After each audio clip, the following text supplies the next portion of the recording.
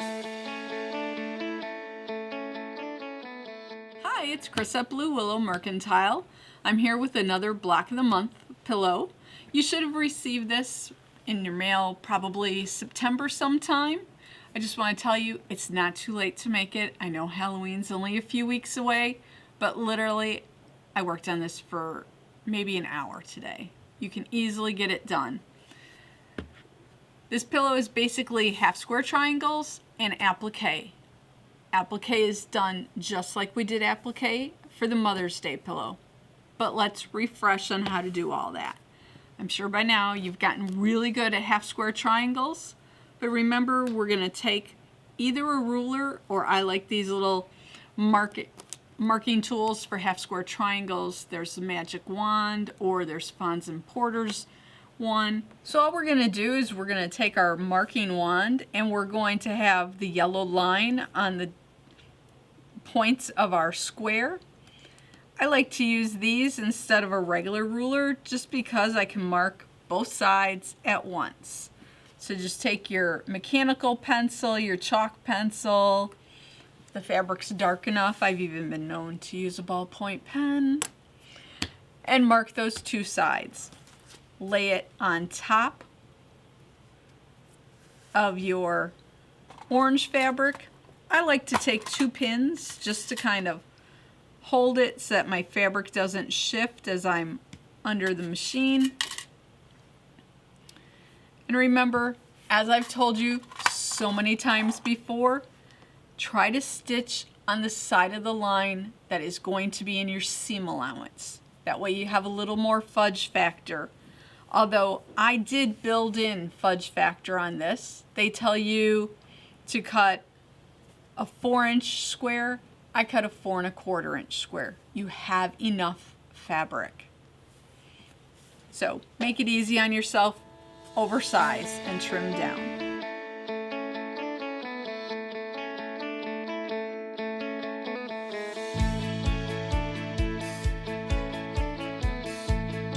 So now that we have that sewn, we're just gonna slice this in half. Go to our iron. I'm gonna pretend. We always iron to the dark side of our fabric. So just remember, heat set it, and then press your seam to your dark fabric. I'm just gonna finger press for today. Then we need to trim this. So we're going to put our block lock on. Remember, I love the block lock because of this channel in the back. Have the logo in your right hand, your dark fabric in the upper left corner. And let's trim this. Once we've trimmed off the first 2 sides, if you have a rotating mat, you're going to rotate it. Otherwise, carefully spin yours, slide it down, keeping it still in that groove, in that channel, and trim your other 2 sides. This is the benefit of oversizing. Remember, I know I have a little waist, but I also know I have that perfect half square triangle. Don't worry, you're going to get lots of practice making half square triangles. You need 10 with the dark gray, and you need 10 with the patterned gray. So now we're on to the applique. Take your light box. All of our designs are reversed, and now you choose an applique product of your choice. Sorry, couldn't think of a word there. Product of your choice. My favorite one is Steam Seam 2. The reason I like it best is it has paper on both sides, but the part I love the best is it also means it's sticky on both sides. And I'll tell you why I like that stickiness in a few minutes. So we're just gonna trace our fence. Take your Steam Seam, put it over your design. I like to start with my corners first on my fence posts, and then I do a dashed line. Somewhere along the line, somebody told me it's easier to make a dashed line and connect it when you're cutting than it is to draw a solid line for things like this. So I always just do a dashed line.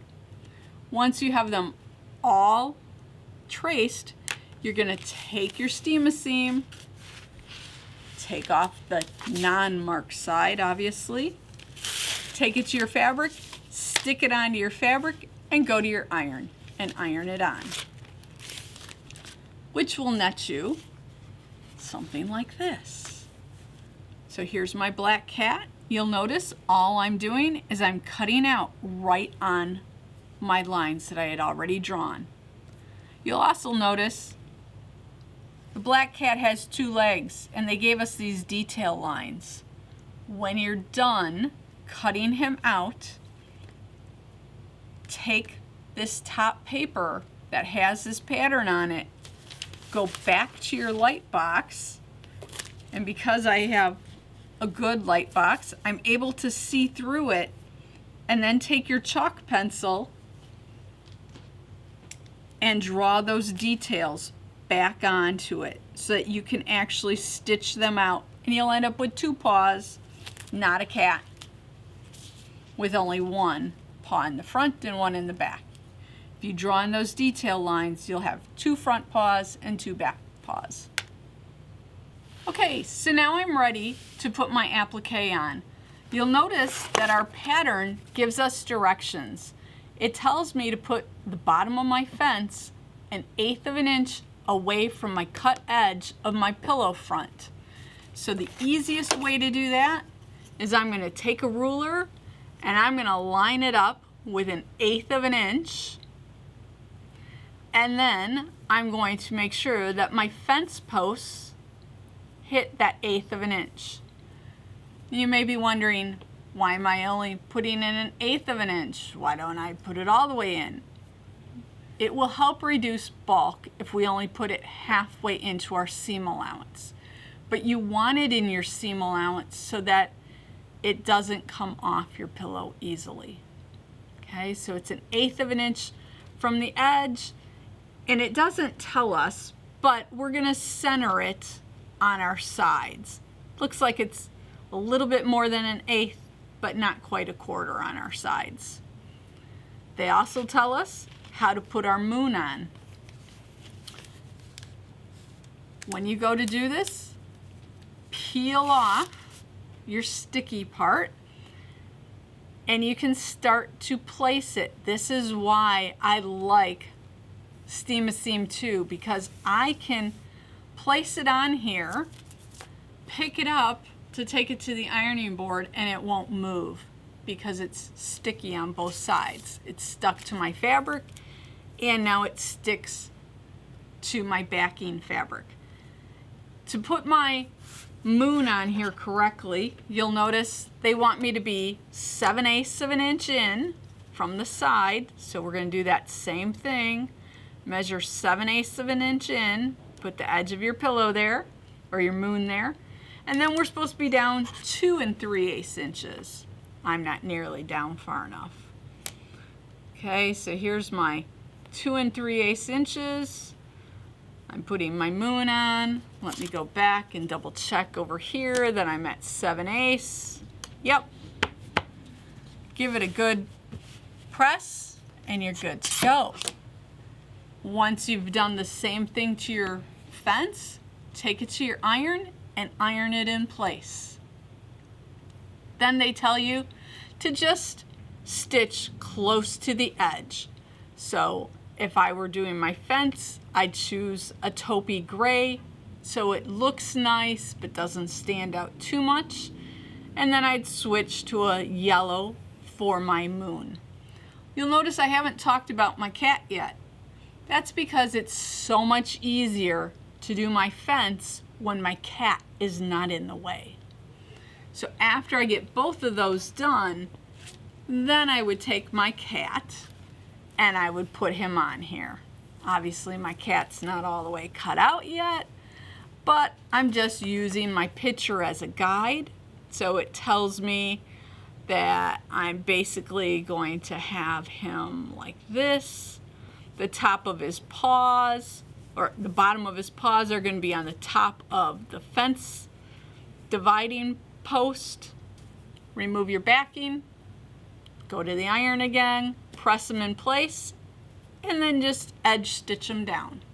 Just follow your directions as to how to put your half square triangles together so you get them in the right order. Then remember, once you have 4 on the sides put together, you're going to sew that onto your center section. That will make it big enough to add your top and bottom onto it.